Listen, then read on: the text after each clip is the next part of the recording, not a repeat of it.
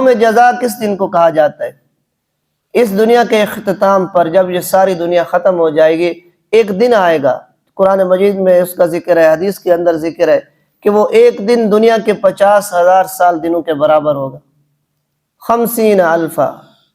50 50 کو الفا 1000 کو بولتے ہیں۔ وہ دن اتنا لمبا دن ہوگا، ہمارے 50,000 سال جو دنیا کے، وہ 50,000 سال کے برابر دن ہوگا، اتنا لمبا دن ہوگا، اس میں سب فیصلے ہوں گے۔ اس دن اللہ رب العزت جو نیک ہوں گے انہیں اپنی نیکی کا انعام عطا فرمائیں گے،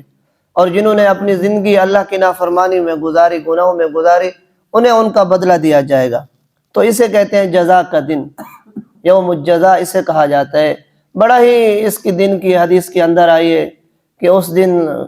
دن کسی انسان کا کسی چیز کے بارے میں کوئی، حتیٰ کہ اللہ رب العزت نے قرآن میں فرمایا اس دن ایسا ہوگا یوم یقوم الروح، کہ جبرائیل علیہ السلام والملائکۃ، اور اس کے ماتحت تمام فرشتے اس طرح کھڑے ہوں گے اللہ کے سامنے، صف باندھے ہوئے، صفوں کی حالت میں کھڑے ہوں گے۔ کسی کو بھگدڑ مچانے کی بھی اجازت نہیں ہوگی۔ جیسے رش ہوتا ہے نا، تو اس مجمع کو کنٹرول کرنا مشکل ہو جاتا ہے، اس مجمع کو سنبھالنا مشکل ہو جاتا ہے، لیکن اس دن اللہ کا روب، اللہ کی بادشاہی ایسی ہوگی کہ انسان تو انسان، فرشتے بھی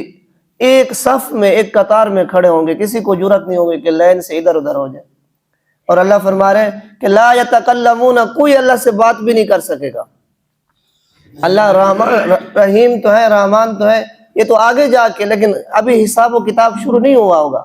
تو کسی کو بھی لا یتکلمون، اللہ سے بات کرنے کی اجازت نہیں ہوگی، اور کوئی بات کرنے کی جرأت بھی نہیں کرے گا۔ الا من اذن لہ الرحمن، ہاں پھر اللہ تعالیٰ خود اجازت دیں گے،